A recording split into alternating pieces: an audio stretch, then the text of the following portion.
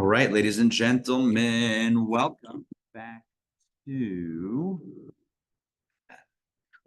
to Torah Studies. You guys ready? We have a what the kids call it, a fire class tonight. However, the class is not about fire; it's about trees. Because in this week's Torah portion, we find the comparison between human beings and trees in a very intriguing way. Oh, intriguing way! Look at that! What I just did there. Of course, I recall the Back to the Future. Remember that? Remember Back to the Future? Mm-hmm. Michael J. Fox. Who was the professor? Help me out here. Who was the guy? Like the white hair. Drove the DeLorean. No one knows this guy's name. Christopher Lloyd. Christopher Lloyd. Thank you very much. Christopher Lloyd is now in the upcoming movie, which I'm working on getting a screening for, called Guns N' Moses. Did I mention this last week? Yeah. I mentioned it, right? Guns N' Moses? If I didn't, just to you? Okay. Oh, after the class. Yeah. See? In person, you get a week in advance, exclusive. That's how it is. Guns and Moses. Okay, so back to the story. So Back to the Future. Oh, Back to the Future. So if you recall, was it Biff? Was Biff the guy? Was Biff the bully? Huh? Who remembers? Was the character's name Biff? I think it was. Thank you. Thank you, Amy. Biff, who said... Yes. Oh, thank you. To, what did they call him? They call Michael J. Fox... McFly. McFly. Thank you. McFly. Make like a tree and get out. Right. That was the line. That was the line that he messed up. Right. Make like a tree and leave. So I was thinking about that in preparation. And leave. Yeah. Right. Because make like a tree and leave actually, like whatever. He said, make like a tree and get out. Only Biff can pull off messing up that one. But I was thinking about it and I wrote in the email, obviously, today, make like a tree. Because today it's all about the trees. It's all about the comparison between human beings and trees. We're going to look at this from many different angles. Classic Jewish thought, as well as a little bit of mystical thought, and hopefully walk away with some insights.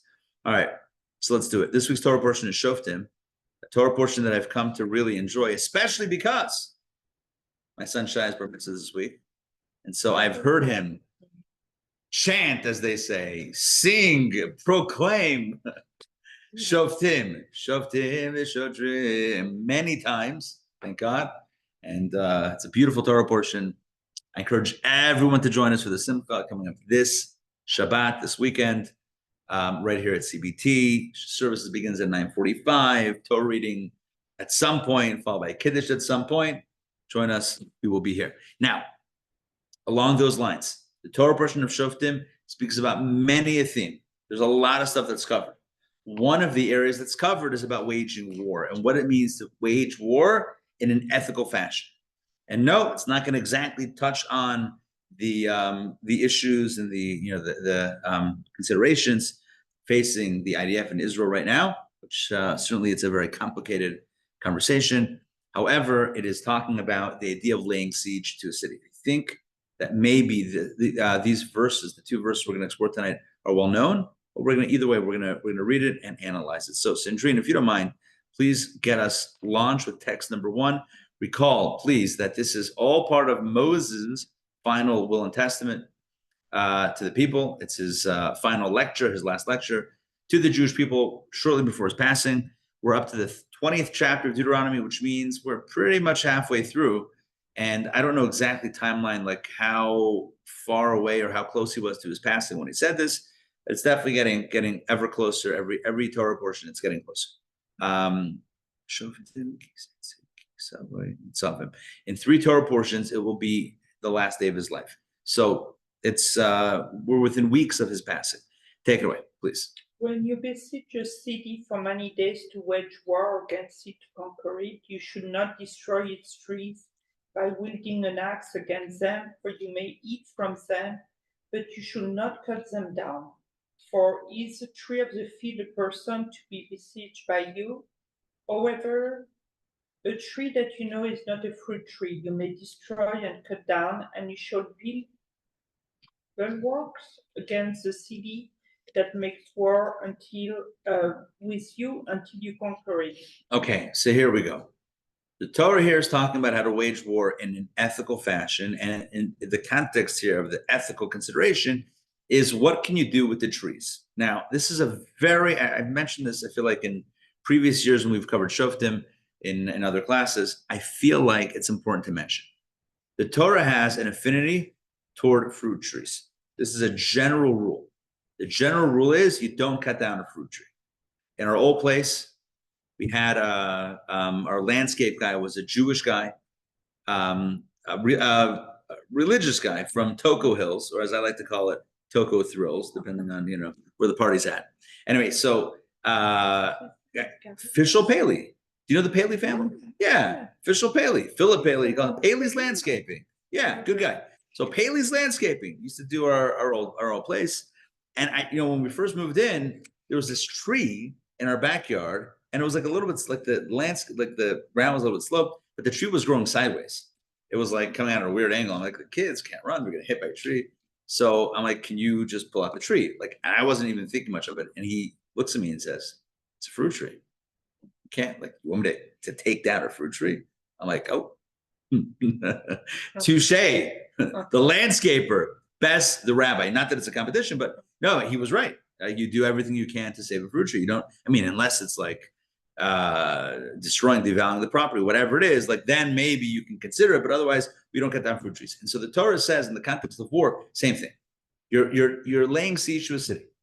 You need wood, right? So what trees are you cutting down? The Torah says like this: a fruit-bearing tree, you don't cut down. A non-fruit-bearing tree, you can cut down. So imagine you're Major League Baseball and you need baseball bats, right? You need baseball bats. Now, what do baseball bats, what wood is used to make a baseball bat? I wish I knew. Is it hardwood? What's hardwood? Redwood? No. Oak. Is it oak for baseball bats? Maybe. Oh, for baseball bats. Baseball bats. I don't know. Whatever it is, it's a hard. Yeah, it's got to be hard. And I'm sure you gotta balance the whole weight versus whatever.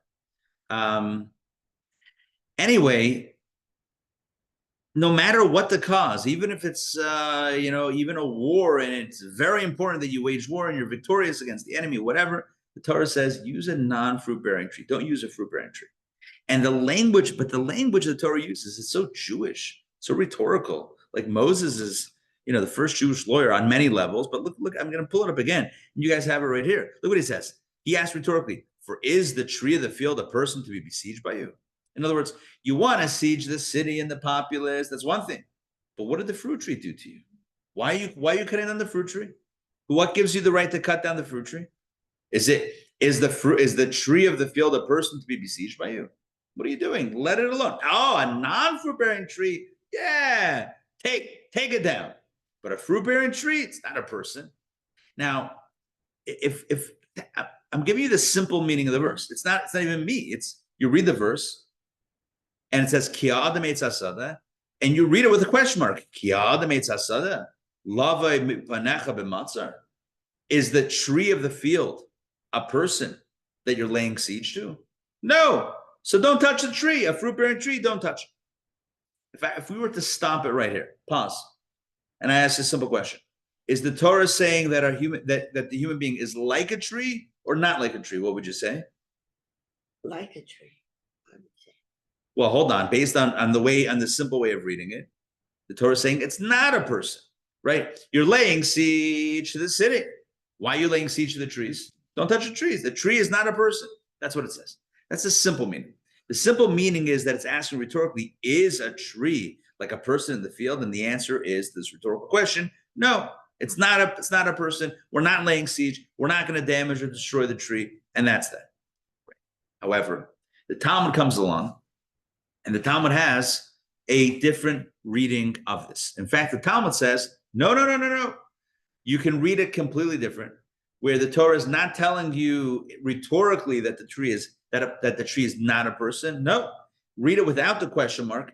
A person is like the tree in the field, and that is how I think probably we're familiar with the verse that that the tree is like a is like the tree in the field is like a person.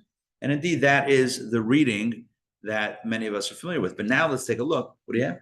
It's not a question in the Hebrew. Well, in the Hebrew, you wouldn't know because like the Torah is not punctuated. Are you saying in that on the Hebrew side, it doesn't punctuate? It doesn't, it's Yeah. not a question. Right. Well, the It's- reason, I'm with you. I'm with you. The reason is because this is, there's not much punctuation here in the Hebrew verses. In the Torah itself, there's no punctuation.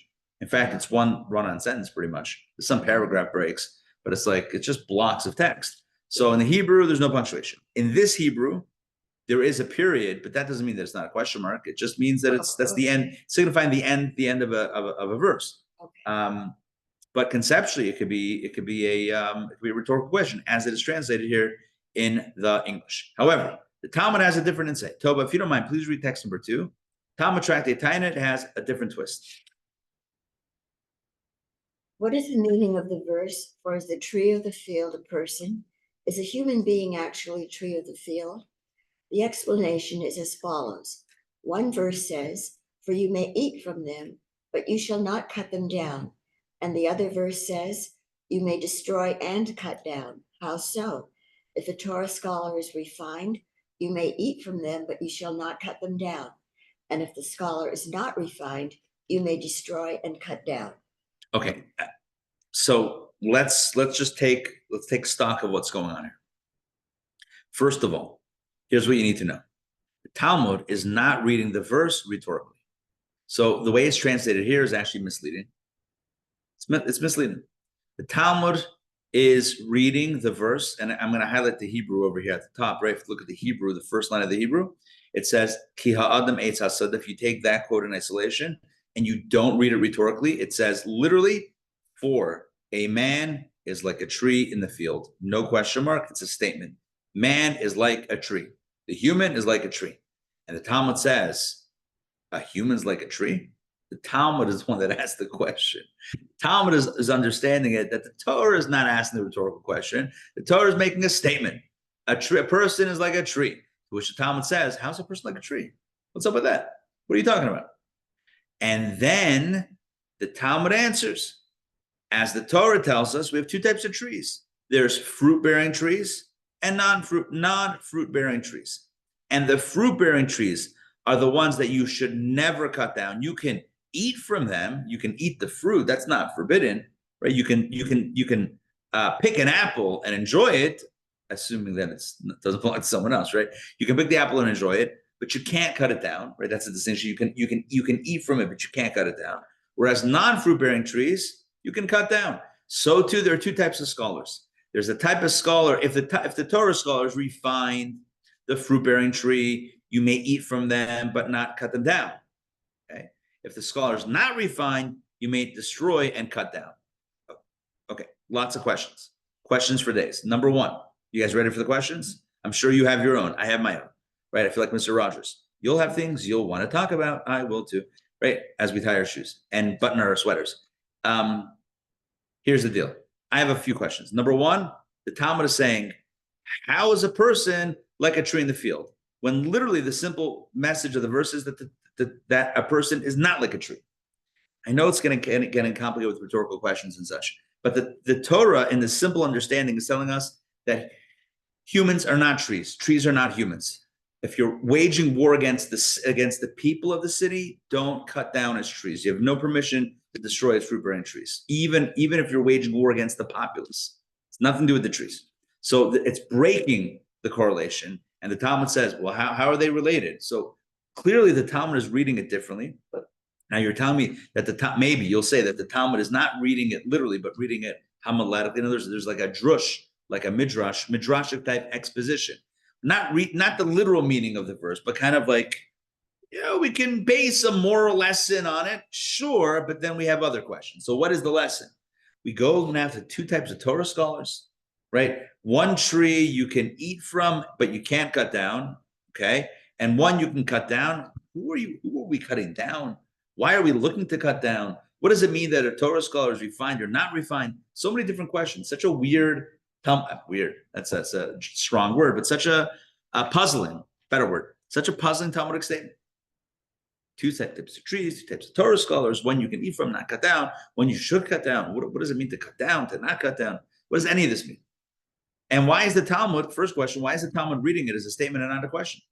Or not a rhetorical question? The Torah is saying humans are not like trees. The Talmud says, well, how are they? How are they? What are you talking about? It's almost like who's on first. I'm telling you, like I hear myself talking, and it almost sounds like who's on first. A person is like a tree. A person's like a tree. How are they like a tree? Who said they're like a tree? What is going on here? Right? Could be a Seinfeld bit also.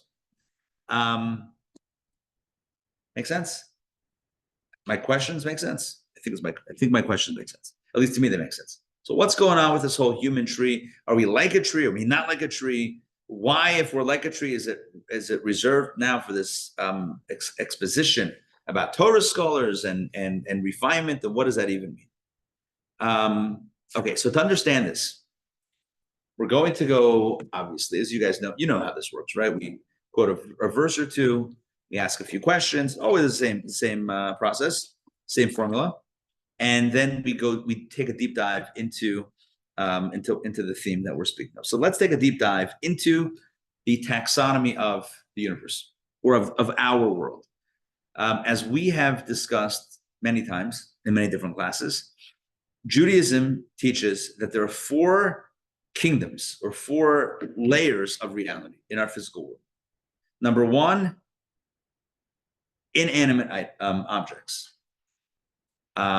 These are referred to in Hebrew as domain. Domain means inanimate, mineral life, as it were. Then you have tzomeach. What is tzomeach? Growth, vegetation, things that grow. Grass, plants, shrubs, trees, anything that grows. Okay? Tzomeach. Then you have chai. What does chai mean? Life, alive, that which is alive. That refers to animals. Animals, birds, fish, anything in that category. And then you have the 4th category is called medaber, which means the human being. Let's take a look at a text that breaks all of this down and helps explain the differentiation. Okay, text number 3. This is coming from a mystical work called Likutei Torah, which is mystical interpretations of each of the Torah portions. There's a popular idea about the notion of 4 categories. Number 1, medaber, humans, literally the speaker. 2, chai, animals. 3, it's awkward, we have 2 twice. 3, tzomeach, plants. And 4, domem, which is inanimate life. The lowest category, domem, is nothing more than what its name implies, an inanimate object. By the way, the Hebrew word domem, what does that mean in Hebrew? It means quiet or silent. Silent. Inanimate objects don't move, don't grow, no sounds, they don't speak. A rock just sits there. And you can have a pet rock, but good luck walking that pet rock. You're going to be doing a lot of heavy lifting. Okay, next. The next category. So here we go. So the lowest category, domain, is nothing more than what its name implies, which is an inanimate object. The next category, tzomeach, possesses greater life energy than domain, which is why members of this category grow. So on an energy level, domain possesses the least amount of energy, in the sense, obviously it has a soul and it's alive, but its life is very basic and structural. It just keeps its shape, right? And it's, let's say, a rock. It just is. Whereas tzomeach has a greater life energy, which is manifest in the fact that it grows, right? Members of this category of tzomeach grow. Literally, tzomeach means growth. Nevertheless, it possesses elements of domim as well, as the tree or plant is inherently an inanimate object. Okay, I don't know why it's an inanimate object, but he says it's inherently an inanimate object, but it grows. It's only because it has an additional quality of a domain, the quality of growth, that it is called tzomeach, which is basically it's earthy things that have now grown. Right? You take a seed. A seed, I guess, on its own would be domain. It's not going to do anything, right? You put it into the earth, starts growing. Okay, so it's now domain that has been granted an additional energy. As we might say, it's alive, right? It's growing, great. So now we have that growth. The next category, chai, contains within it all the qualities of domim and tzomeach. In other words, the lower 2 levels. And in addition, It also contains the faculties of consciousness, desire, independent movement, etc. This is fantastic. People wonder what Judaism says about animals. Look at this. Look what Kabbalah says. Animals possess the faculties of consciousness. Sounds like they're aware. Desire. Animals want things. Independent movement. Well, that's obvious, right? Etc. It is because of these additional features that it's called chai, literally life, because it's alive, it's moving, it's wanting, it expresses life. But it also retains all the elements of the lower levels. Creatures in the category of chai also have the faculty of growth, which is the primary characteristic of Sameach. They also contain inanimate objects such as bones. Look at that, right? The bones of an animal, it's part of the living organism. But if you were to isolate a bone, you would say a bone is domim. Bone is just like a bone. Bone is a bone. But part of the animal, it's alive. So essentially every, when you scale the rungs of this ladder, each successive level is higher than the other ones, but includes the other ones. So a tree, I'm assuming, so you have inanimate objects, you have the earth itself, is the earth. It doesn't grow, it's not moving, whatever. Then you have vegetation. So it's got like part domim and then someach. It's got like a trunk, I don't know, it's not like, you don't poke it, it doesn't, like, remember with Pillsbury Doughboy, like they poked and then it made noise, right? It's not gonna talk. You're not gonna have a talking tree. At the same time, it's growing, so there's an element of growth. Animals have domim, have bones, someach, they grow, and chai, and they move around. They have consciousness, desire, and independent movement. Next, similarly, the medaber, that's us, right? We are the human, the communicator. We contain all the lower levels, but has the additional faculty of intelligence and speech, which is different than consciousness, desire, and the movement. We have all that plus. It's like a subscription service. You ever go to a website and like there's a basic plan, what includes. Then you have the basic. Then you have the mainstream one, and then you have the pro plan, and each one adds on features. In this case, there are 4. So domim is alive, basic life. Then you have someach is growth. Chai is movement and other things, and then medaber is intelligence, creativity, etc. Exactly the way it is described in Kabbalah. Great. Which all of this enhances the question. All of this enhances our original question. Original question being, so one second, how are humans exactly compared to plants? What does that even mean? The human being, ki adam etz hasada. If you tell me that the Torah is saying rhetorically that humans and trees are not the same, great. But if you read it like the Talmud, that the Torah is telling us, no, they are. There is a correlation. There is a comparison to humans and trees. How so? Trees exist on the level of someach, and humans are 2 levels up.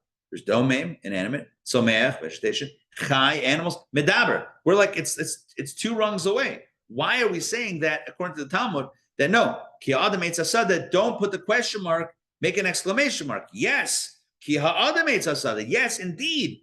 A man is like a tree in the field. How? Trees are tzomech, and humans are medaber. It's like, remember that book? Men are from Mars, women are from Venus. Trees are from tzomech, humans are from medaber. What's going on? It's not exactly the same. So how are they compared? And then what's the answer? That it's a Torah scholar who's worthy or refined or not refined? What's going on? None of this really makes sense. So what we're going to do here is probe a little further and understand the following. When it comes to forms of life, and this is an open question, let's phrase this as a question. Which creature of any of these 4 taxonomies, which creature symbolizes living completely connected with and conscious of its source? What do you think? If you could pick a creature that symbolizes being aware of and just completely aware of and conscious of its source, which animal would you pick? Or which creature would you pick? Man, I guess. Man, yeah, humans. We walk around sometimes very unaware. Which creature symbolizes? I could use other words, but then I'm going to give it away. What do you think? Anyone have a guess? Trees. Trees, okay. Trees because they have roots. But there's one. Yeah. Because They're really connected to the source. Good. They're connected to the source. Good. But what other creature seems to be even more connected visibly than even trees?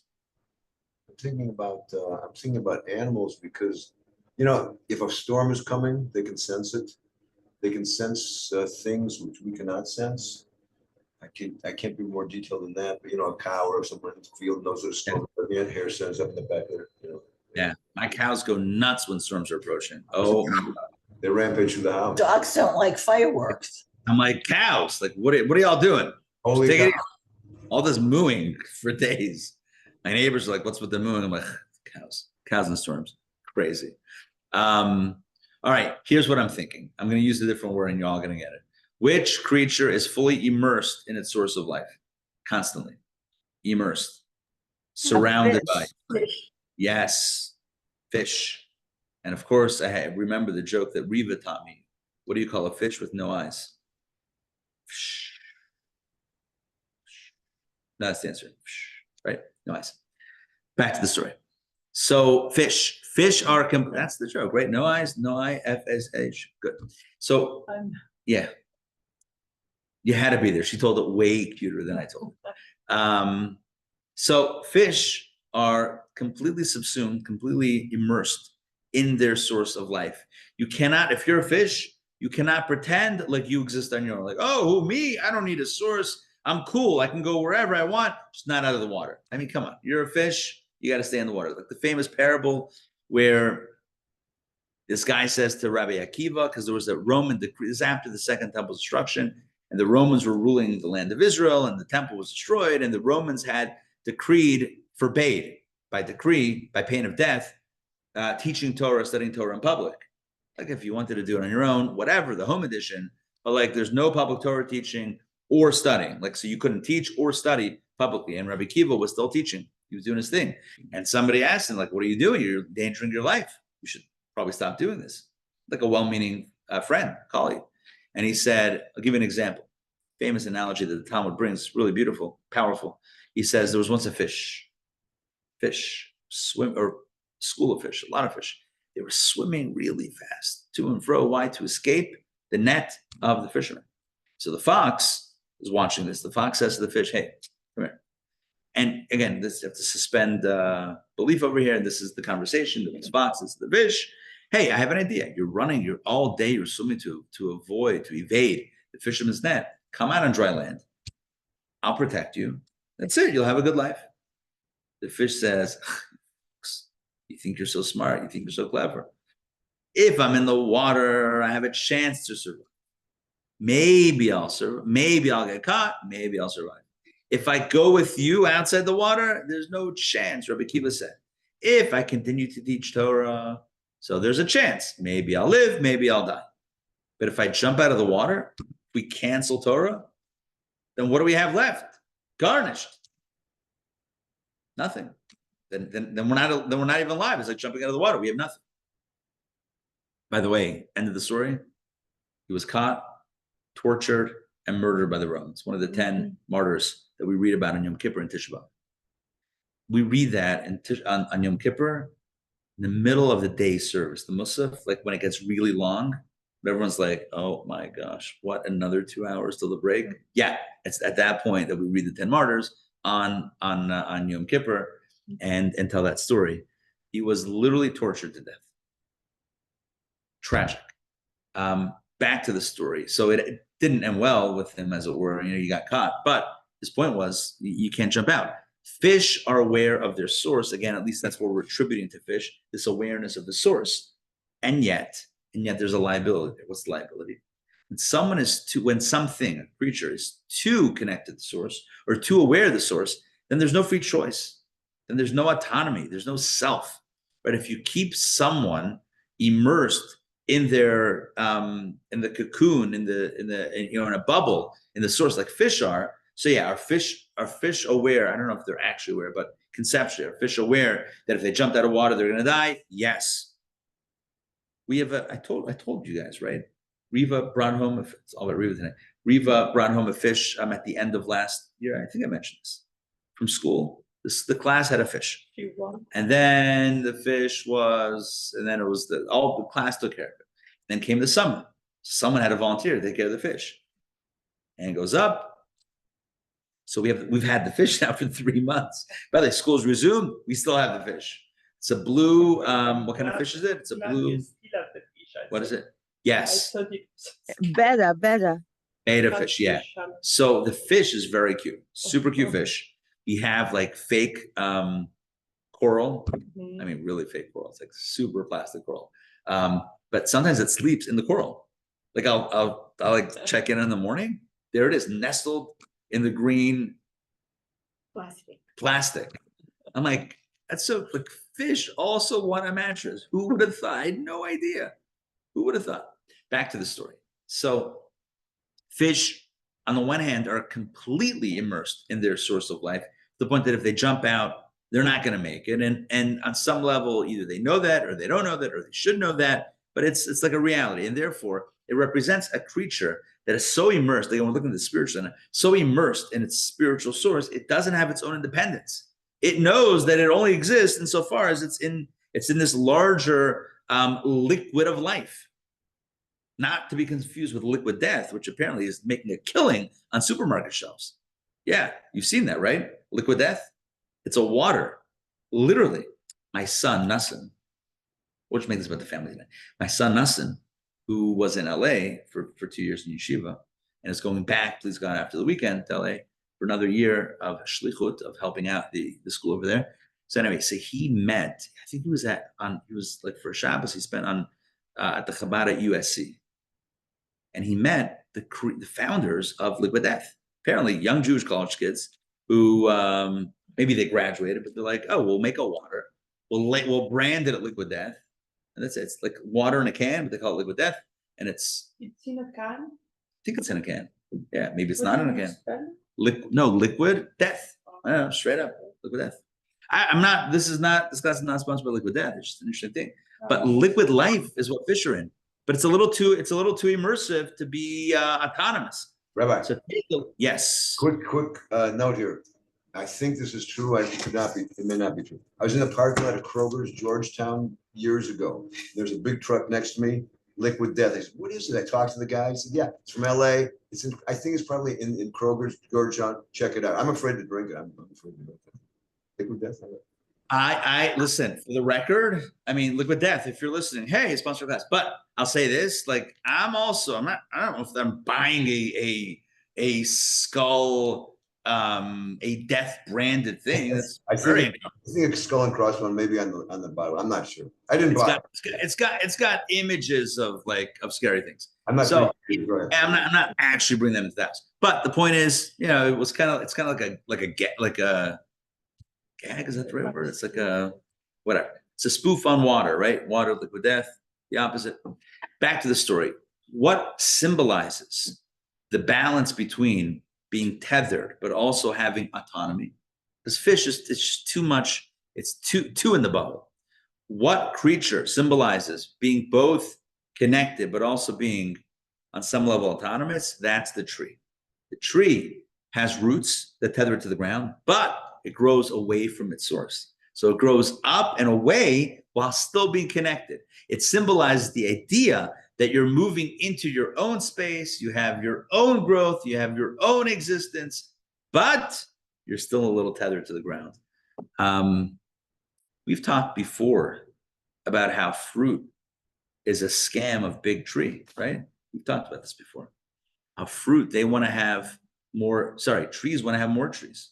Right, everything wants to have more and populate more. So a tree wants to create more trees, and more trees are created through the seeds or the pits or whatever it is. But you can't have the next generation grow up right next to you because there's not enough soil for the two of us, right? It's not going to work. You can't have, so you need the seeds or the pit to be moved. So trees create.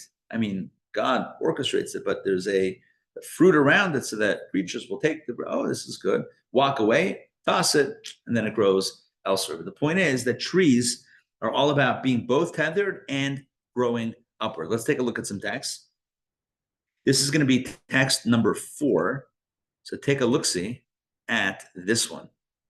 Okay, this is exactly what makes tzomeach unique vis-a-vis fish. They grow away from their source, above the ground. Certainly trees which grow to be very tall do, and yet they always remain connected through their roots to their source, namely the ground and its power to generate growth, which means that even though trees grow tall and away from the ground, above and beyond, they create huge canopies, big spaces, and Atlanta certainly has its fair share of trees. Nonetheless, keep on, look down, plugged into the ground, plugged into the source. And this is a nice role model for human beings. Now, when it comes to human beings and the connection to trees, and we're gonna come full circle to all the questions we asked, but we got to put together a few pieces, line a few things up. When it comes to human beings, we are literally a microcosm of the universe. There's a beautiful text, text number 5, Century, and if you don't mind reading this one, it's so unique. I don't know that I've ever presented this in any of the classes I've ever taught. It's a very unique text, and it demonstrates how within the human body, human being, you have elements that are symbolic of the world around us. Take it away. Everything that God created in the world, He created its likeness in human being. He created forest in the world, and He created forest in human being. That is a person here. He created scent in the world. He created scent in human being. That is in their nose. Salt water in the world, salt water in human being. That is the tears in their eyes. Fresh water in the world, fresh water in human being. That is a person's saliva. Wood in the world, wood in human being. That is a person's bones. Now you have seen how everything that God created in the world, He created its likeness in human being. Isn't that interesting? Yeah. It's an interesting text.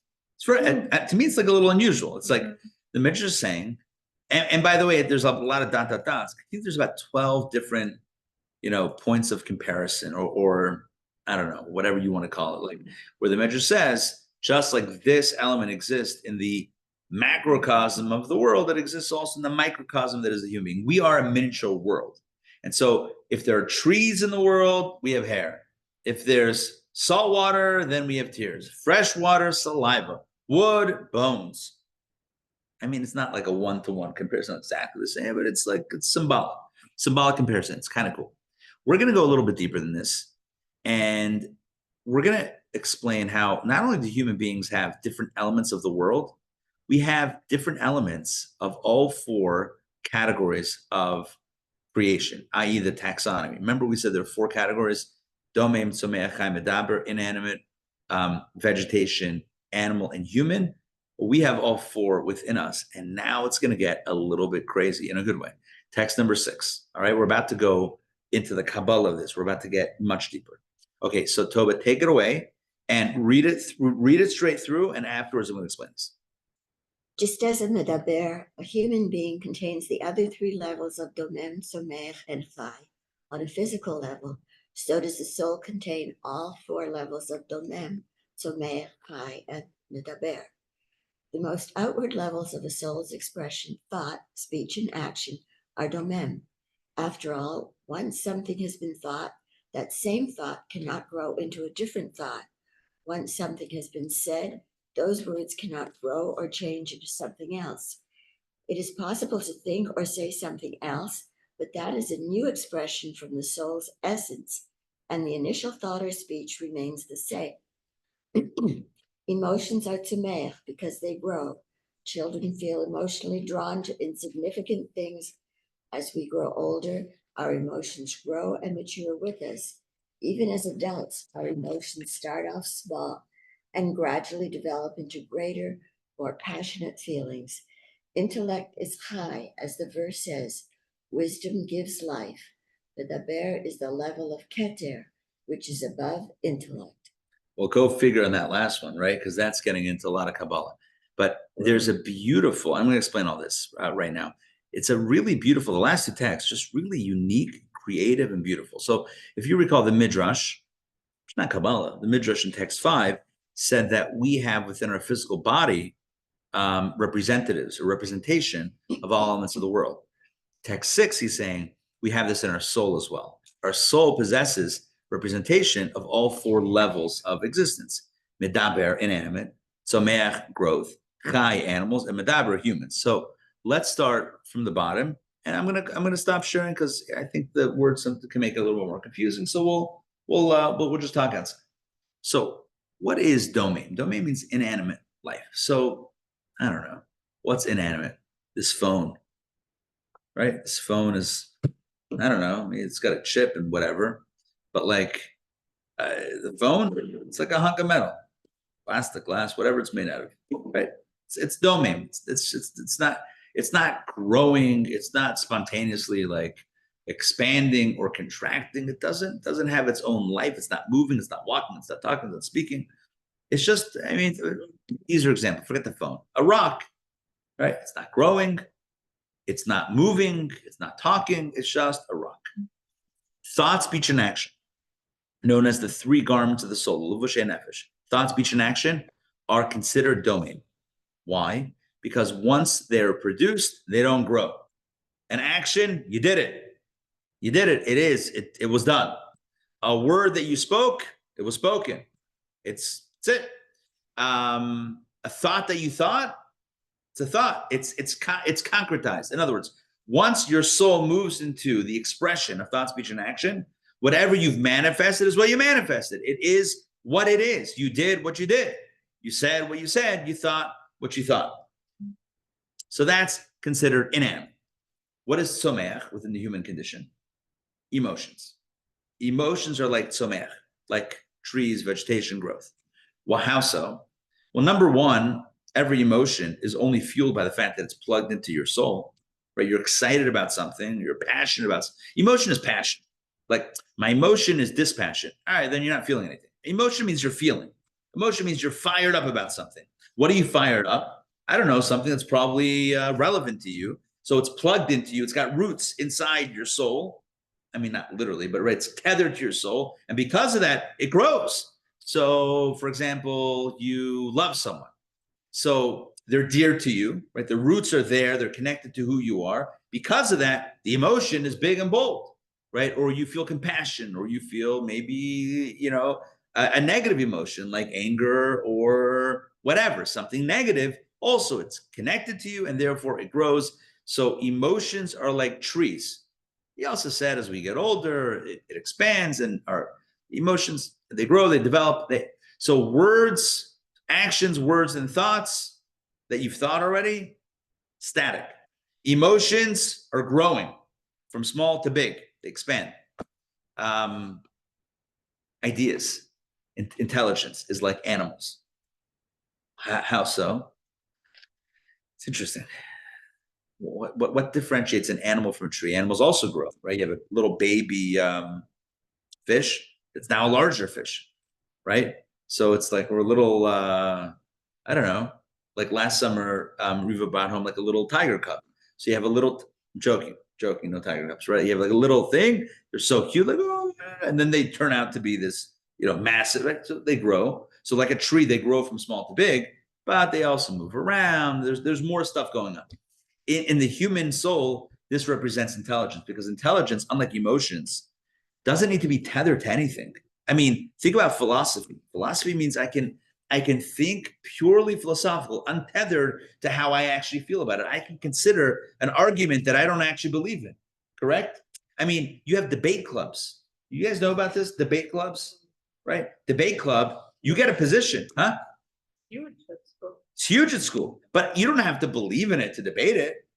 In fact, the greatest debaters want the opportunity to argue something they don't actually believe in. Isn't that right? It's like, I don't believe it. I don't buy into it. I'm going to explain it to you and convince you about it. That's the holy grail of debate. Because in the realm of philosophy and ideas, in the realm of intelligence, it's not about, does it matter to me? It's about, can I explain it? Can I philosophize about it? That's like animals that can move, that don't have to be tethered, or that are not rooted, that can move around a free movement. And of course, the medaber within medaber, the human within the human is the keter, the core of the soul. So you have within the human being, on a very simple level, you have the garments of the soul, thought, speech, and action. You have the emotional. So that's like the pragmatic part of the soul, like pragmatic. Let's call it the action part of the soul. Then you have emotions, intelligence, and our spiritual core, right? So those are the four levels: inanimate, vegetation, animals, movement, and then the human within human, which is the core essence of our soul. Those are the four dimensions. Of the four, you would think that the highest level is the highest level, the medaber, or intelligence is also high. However, there's something about emotions.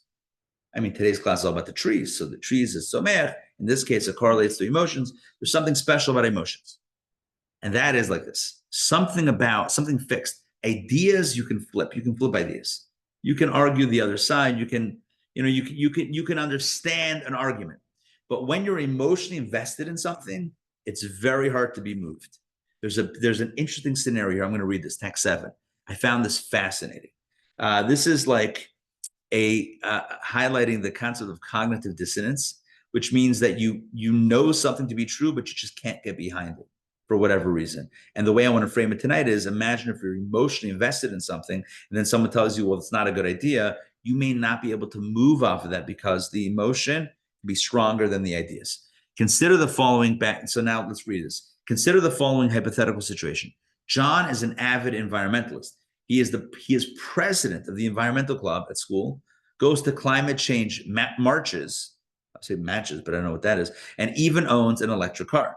One day, John attends a lecture on the negative environmental effects of certain food products. To his dismay, John learns that coffee processing plants are responsible for water pollution that destroys ecosystems and shrinks biodiversity. His stomach drops. This means that he is part of the problem he is trying to resolve. Coffee. Who would have thought? This cannot be. John is an advocate for the environment, but a huge coffee drinker. Even he doesn't think he can give up his morning brew, let alone convince his friends to do the same. To get rid of the pit in his stomach and resolve his identity crisis, John quickly concludes that the speaker must not know what they're talking about. He also figures that even if drinking coffee isn't great for the environment, he has made so many other efforts to be sustainable that it must even out. With his mind temporarily put at ease, John stops by Starbucks after class for his afternoon pick me up.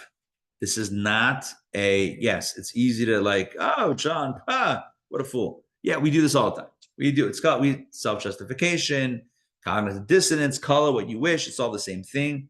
If you really want something, if you really like something, you're not going to listen to reason, right? It's like, oh, that person, they're not good for you. Why would you? No, but I love them. Go argue. Go argue with the emotion. Go bang your head against the wall. You'll have better luck, right? Yeah, I love them, but it's not a good idea.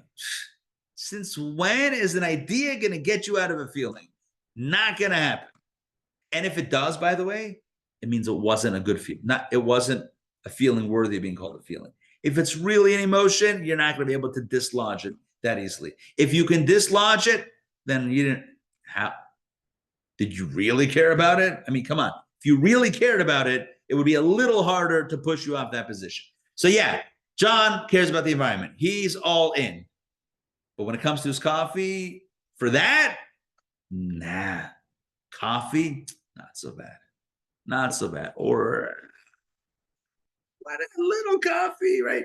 Once you speak on that level, I don't know if anybody else does that when they're like, once you do that, you're playing around already. Cognitive dissonance. It's not so bad. Are you sure? Are you sure? You want to double check that? Because I heard that. Okay. We get it. Let's just call it spade a spade. You like it. You're emotionally attached to it. You like your coffee. I know it's not just an emotion, right? It's not like I fell in love with coffee. You enjoy it, but there's an emotional connection. Your head knows that it might not be the greatest thing. Great. Your head is not going to, you can tell your head, because it's the animal, right? It moves around, to wrap your head around something else, but the other things that I'm doing are good, and this is, so you can justify. Another interesting quirk with emotion is that everyone has their emotional personality, and it's really hard to shift from that. Take a look at text number 8. This is not about cognitive dissonance. This is about more precisely. Oh, I didn't do the last paragraph. My bad. John's refusal to stop drinking coffee is a prime example of cognitive dissonance at work. To resolve the inconsistency between his environmental beliefs and his not so environmental actions, John dismisses the lecture as misinformation so that his identity isn't painfully compromised. I don't know that I had to read that, but whatever, fine. Done. Text 8.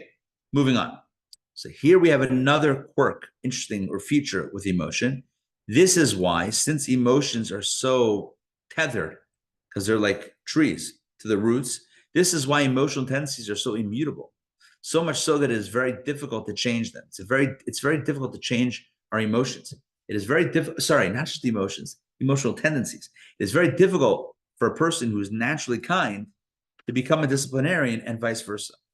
He's referring to chesed and gvura, which, I mean, it's like the bread and butter of soul emotion.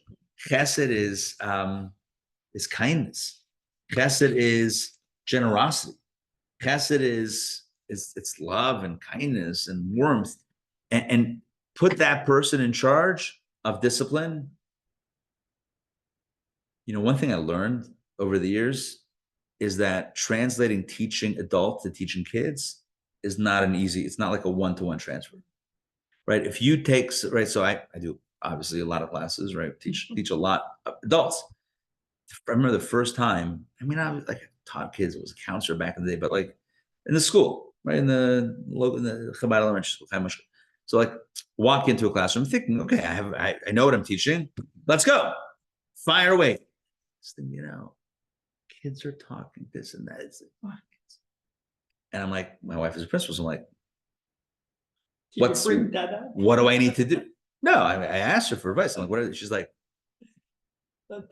classroom management. It's like a whole thing. You can't just walk into a classroom and expect to teach. What is this? To set expectations. You have to create a framework. There has to be, you gotta create an expectation. So like I'm spoiled, right? You guys are so nice, right? Nice, right? You guys, everyone here is opting in and shows up and you want to learn. Great, we're all on the same page here. Kids in school, they didn't necessarily volunteer to show up that day. They had to go to school. Now they're hungry, they're tired, they want to talk, whatever it is, they're on shpuk because they want to move around. Now you got to deal with it. So classroom management to discipline.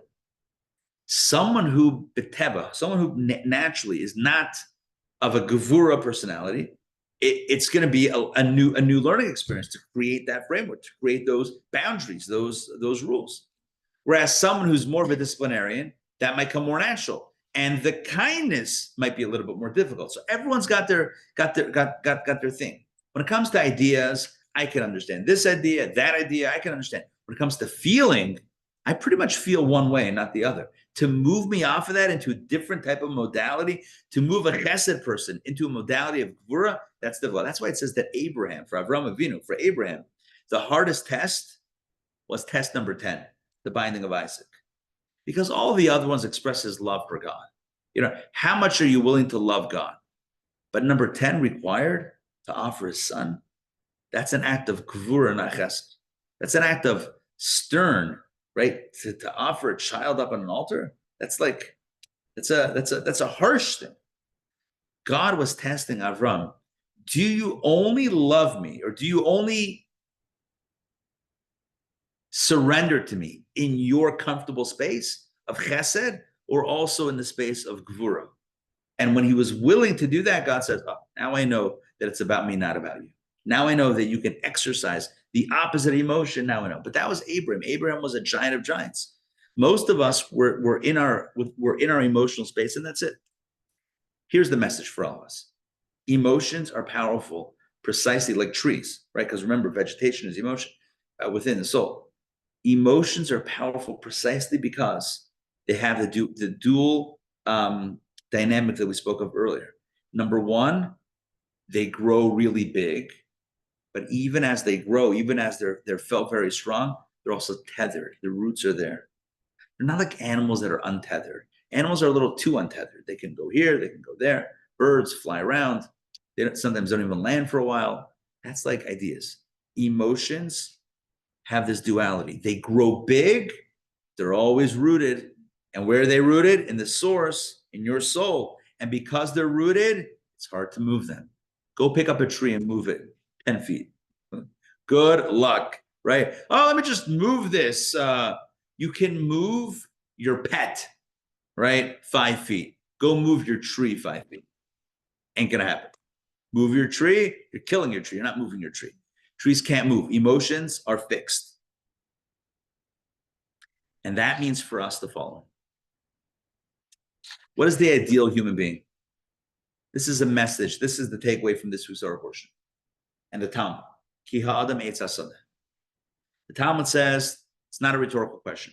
I mean, maybe in the simple meaning of the verse it is, but the way we're going to understand it today, says the Talmud, it's not rhetorical at all. It's a statement.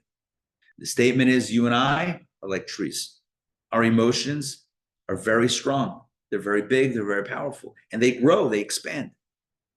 They expand when you give it oxygen, when you give it light, when you expose it, when you open yourself up, emotions grow, right? You're talking to somebody about how you feel. You start feeling it more. And yet, or I don't know if it's yet, and along with that, emotions are connected with our very core. They're rooted in who we are. How you feel, show me how a person feels. I'll show you who they are. We are how we feel. Ideas, you can have 1,000 ideas. Feelings, that's you. You are your feelings. So the Torah says like this. We're trees. Our emotions matter. It's a big deal. And therefore the Talmud says, you know what it means to be a mensch? You know what it means to be a good person? A scholar who refines their character. Are you able to take your ideas, your Torah ideas, and translate it into your emotional constitution? Can you move your heart with what you study with your mind? Can you take your Torah study and move it away from theory, which could be cognitively dissonant, right? Can you move it away from cognitive dissonance and into your life? Can you start shaking your trees? Can you start impacting your emotions? If you can, that means you're a Torah scholar who's refined. That was the language of the Talmud. A Torah scholar who's refined. What does it mean a Torah scholar is refined? It means a Torah scholar who's a good character. You know what that means? Again, it means the ideas permeated. The ideas affected the heart. They didn't remain ideas. You know, I've told this story so many times. Bertrand Russell, philosopher, mathematician, professor. He taught ethics, he taught mathematics, and he was involved in unethical behavior. So one of his colleagues says to him, you're an ethicist. You're an ethical, you teach ethics, and you're doing this. And his response was, hey, I teach trigonometry, and I'm not a triangle. That's his response. In other words, just because I know it, just because I teach it, doesn't mean I have to live it. That was his response. I can Good teach answer. ethics. That is a good answer, right? I can teach ethics, but not be ethical. That was his response. And to that, the Talmud says, that's an ugly situation. A person, a Torah scholar who has an unrefined character, you know what that means? They study Torah, a scholar, like they studied a lot of Torah, and yet their emotional space has not been moved, has not been inspired. It means that there's a disconnect between head and heart. When the heart is so important, the heart drives us. If you're not excited about a mitzvah, what are the odds that you're going to do? If you appreciate, I appreciate the value of the mitzvah, then you're going to create a museum for the mitzvah. Show me someone who's excited about the mitzvah. That's someone who's doing the mitzvah. Are you with me on that? If you appreciate the value of that ritual, great. You'll pay, you'll pay your respects to that mitzvah. Show me someone who's emotionally excited. That's the one who's doing it. If you appreciate in your head, but not in your heart, it's not going to do anything. You're not going to do anything about it. A Torah scholar who just has ideas, but not heart. A Torah scholar who doesn't have the tree quality of heart, of emotion plugged into the source, but growing and expanding and branching out and casting shade and bearing fruit, that Torah scholar, the Talmud says, needs to be cut down. It doesn't mean, God forbid, we're not looking to harm anyone. The point is that that's not someone who's inspiring. Someone who's uninspired can't inspire. Who can inspire? Someone who is inspired. And what does it mean to be inspired? Not here. Here. And so the Torah tells us this week. That you and I are not just humans. We're not just animals. We're also trees. There's a part of us that's like a tree. And the Torah is appealing to our inner tree. Appealing, right? The Torah is appealing to our inner tree. And the Torah says, don't forget what it means to be a tree. Don't forget about the power of emotions. Don't get caught in the space of cerebral Judaism. I study with my head. I appreciate the philosophy, and that's it. Let's advance it to also permeate our hearts, to warm our souls, to warm our hearts, and to therefore move us into different behavior and action.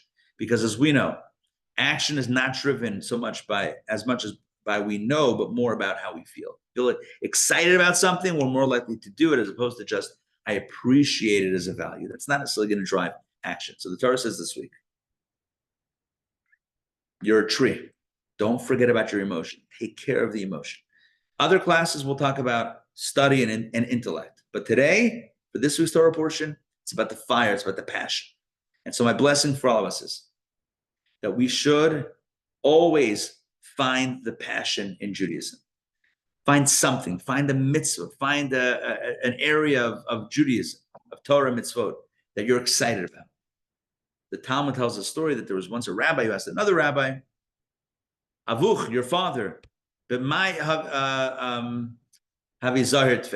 something along those lines. What mitzvah was he especially careful about?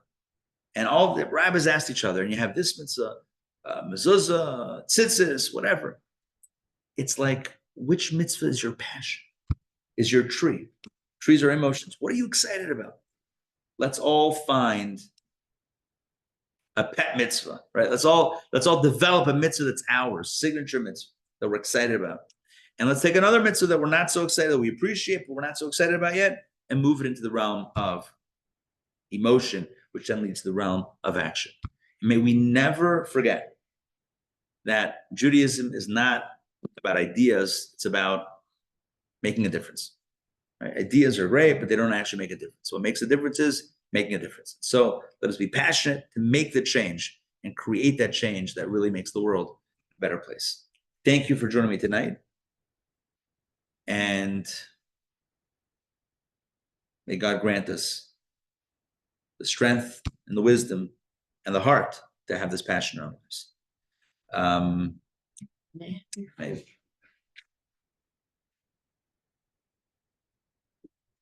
Or we hear what Shaya. Yes. On Shabbat, we'll hear what Shai has to say about all this. First, we'll read from the Torah, and then, I'll share something. Like a shorter, not anything too elaborate. He's not going to do a whole sermon, but he'll do a little dvar Torah. What was I thinking? It says in the Shema, it talks about studying Torah and teaching it to our kids. The commentators point out that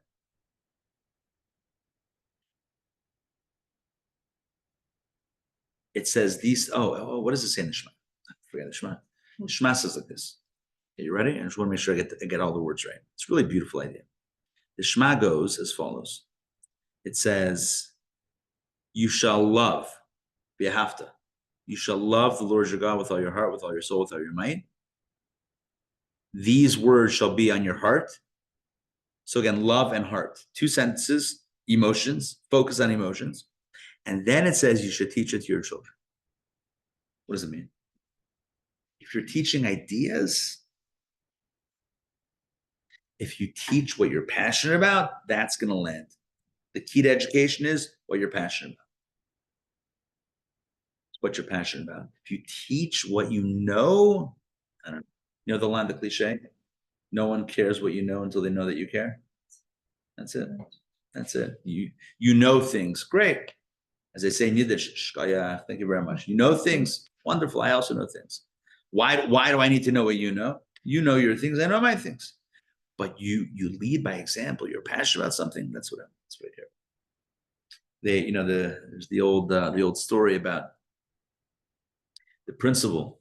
The principal, I think it's a real story, the true story of the principal of, I don't know, one of the largest Jewish day schools in the US who lamented once, said parents pay, I don't know, good money for a private, Jewish education for their kids, elementary school or high school, whatever it is. And they pay, I don't know, 20,000, 10, 20, 30,000, depending on the school, depending on the location. And they destroy it all in one trip to Disney, right? And they tell their kid that, they tell their 14-year-old, tell them that you're 12. Because like we say, it's $5 on the ticket. Like if they ask you, you're 12. Between you and me, you're 12. It's when push comes to shove, what do we live with? What are we excited about? Is Judaism an idea or is it? So again, I know I've shared this and we've concluded the class already, but nonetheless, just another vote for emotional investment. Questions, comments? What do you guys say? Questions, comments? This was powerful because I never understood The tree. the tree. Yeah. And my son has a big painting he did when he was a kid of a face, and the arms are the branches Nice. of a tree. Beautiful. And I still have that on the wall. Nice. So I know, How the human is a tree. but this was great. Yeah. Yeah. Good. We have our calling. We have our mission. Now we got to do it. By the way, for those that are taking the Wednesday classes, I sent out an email before. I will be, please God, traveling with Shaya, the bar mitzvah boy. We're going to be going up to New York to get called to the Torah in 770 Eastern Parkway. That's the main Chabad synagogue up there. Thursday morning. So we're leaving Wednesday. This Wednesday? Tomorrow. Yeah. Oh, I didn't get the. So tomorrow, no 12 and no Okay. 7:30 class. No class tomorrow. Travel day. Okay. Bar mitzvah travel day. Glad And you then, told but me. next week we're back on full schedule and ready for the weekend. Mom, you'll be here. Sure. It's a big show. Yeah. Uh-huh. Main sanctuary. Thanks. Should be fun. Are you lucky? Yeah, exactly. Yeah. Rabbi, Richard. Yeah. this is not really related too much, but I just thought of something we're going over the text. John, the environmentalist, Yes. the perfect example of what we studied last week. He says he does X number of good things for the environment. And he thinks that compensates for the one thing he doesn't do. And That's amazing. Love that. Last week and this week. yeah. Correct. It's like, I got a point. I lost a point. We're even.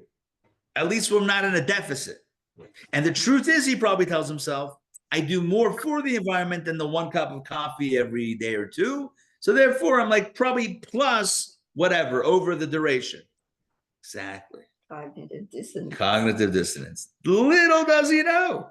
But listen, it's not about John. It's about all of us. It's about certain things we know, but we're like, whatever. The point is to make one less thing a whatever thing and to make it an important thing, a priority.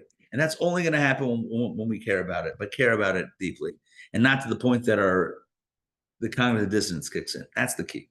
A tree doesn't have cognitive dissonance. If the tree had any dissonance, it would die. If there was any separation between the roots and the branches, it would die. If it's growing, if the tree is healthy, it means that it's consistent all the way through. There's no dissonance. It's not like I thought, but on second thought, it is what it is. I'm not gonna be driven by my core ideals. Be driven by something else. That's not how it works. That's not how it works. All right, good. Atlanta's a big tree city. Anytime people come to Atlanta to visit, first thing they tell me, You see it from the plane. right, when you're landing, it's like it's a canopy. All you see sometimes, like from certain angles, is just trees. You're like, is there a city in there? Yes, there is. Good. All right. I think it's all. It's all she wrote. Good. All right. Great to see you all. Max, And Mazel Tov. thank you. Susan and Richard, Dr. Maxie, Kay, Danny, Ellen, Jeff, and Diane, Lisa, maybe David. But definitely, Lisa, we saw you before. And Mom, great to see you all. Mom, we'll see you soon, Thursday. And looking forward to have many opportunities to celebrate together. Right, Lila Tovo. Lila Tov.